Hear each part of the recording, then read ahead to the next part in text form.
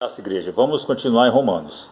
No estudo passado, nós começamos a falar no capítulo 6 sobre a nossa união com Cristo, porque veio a indagação dos leitores de apóstolo Paulo: vamos permanecer no pecado para que a graça abunde? Porque o apóstolo Paulo vinha pregando a salvação pela graça, né?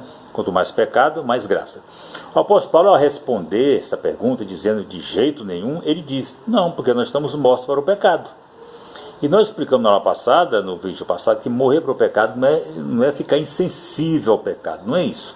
Morrer para o pecado significa o seguinte: versículo 10 diz que Cristo também morreu para o pecado. E Cristo não foi insensível ao pecado, como se ele fosse sensível e depois se tornou insensível. Não, Cristo não pecou. Cristo morreu para o pecado, por quê? Porque o pecado é a penalidade, a morte é a penalidade do pecado. Então, ele se identificou conosco, morreu por nós, morreu no nosso lugar. Então, se ele morreu por pecado, nós também morremos. É isso que significa o versículo 2, quando diz que nós morremos por pecado. Ou seja, não podemos continuar no pecado, segundo o apóstolo Paulo, porque nós já morremos por pecado. Ou seja, porque a culpa do pecado já foi paga.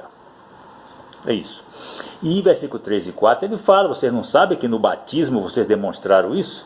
Ao mergulhar e ao ressurgir da água, você está demonstrando que aquela experiência de Cristo de morrer, ser sepultado e ser ressuscitado, essa experiência é a experiência suas agora, que também morreram, né, e ressuscitaram com Cristo com uma vida nova, e demonstraram isso como? No batismo, no versículo 3 e 4. Eu até falei que muita gente fala que batismo é a representação de um funeral.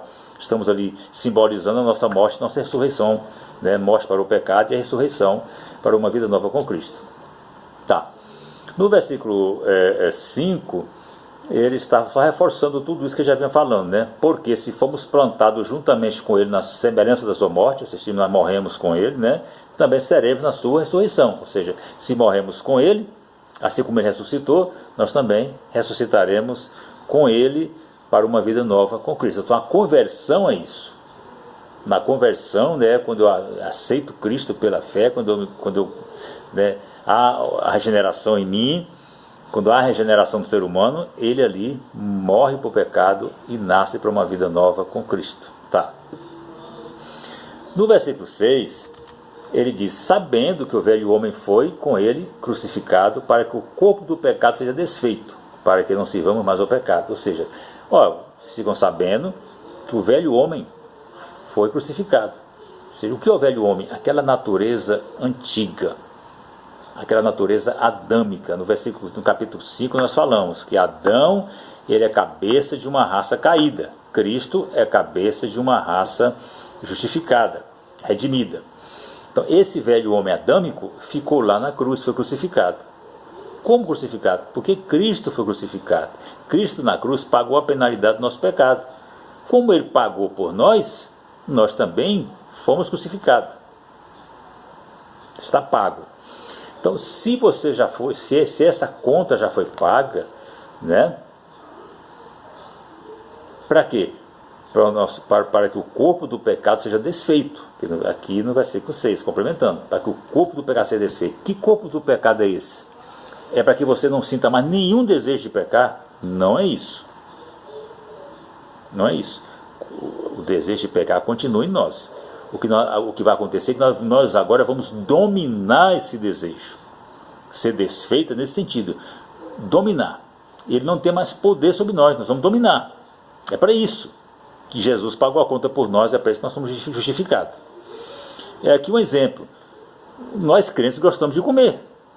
E esse gostar de comer vai permanecer o tempo todo da nossa vida, não vai? Vai. Mas eu não posso ser um glutão.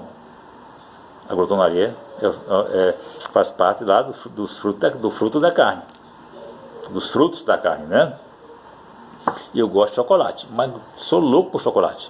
Eu passo, acho que quase um ano sem comer chocolate. Porque eu resolvi que essa vontade de comer chocolate vai ter que ser dominada.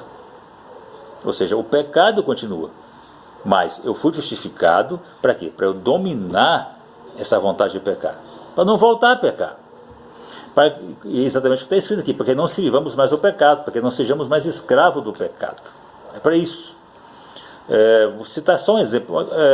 Uma pessoa que foi presa, né, por um ato ilícito, por um crime, passou lá 10 anos. Quando ele sai de lá, está pago, né? Está pago. Não precisa pagar mais nada por aquilo ali. Está pago. Ninguém vai prender ele. Está pago. O que a sociedade espera desse homem? Que ele não volte a cometer crime. Vamos para a nossa experiência. Por quê? Porque já pagou. Ele vai cometer para de novo, né, ter que pagar pelo crime? Não, ele tem que pensar direito nessa nova realidade dele, né? Ficou livre daquilo ali. Nossa experiência, éramos pecadores, mas fomos justificados do pecado. Se já fomos justificados, vamos voltar a pecar de novo? Vamos voltar a viver uma vida de pecado de novo? É isso que o apóstolo Paulo está falando.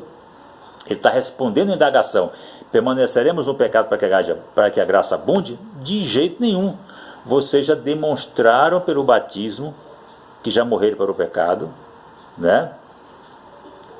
Que se uniram a Cristo para viver com Ele uma vida nova. O velho homem foi crucificado lá na cruz.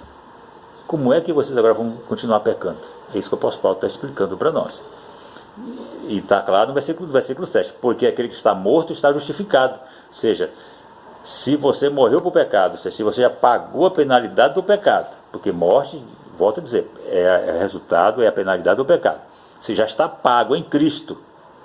Você já está justificado. Por que voltar a viver uma vida de pecado? O apóstolo Paulo está dizendo que isso é uma incongruência. Tu já demonstrou até no batismo, deu até uma prova, um testemunho público, que o seu pecado foi pago, que você morreu para o pecado, e você quer voltar a continuar no pecado? É isso que o apóstolo Paulo não aceita, e isso é inaceitável. Não podemos abrir concessões, como se Deus fosse aprovar os nossos pecados, que Ele nunca vai mudar, Ele nunca vai aprovar. Que tenhamos uma noite abençoada.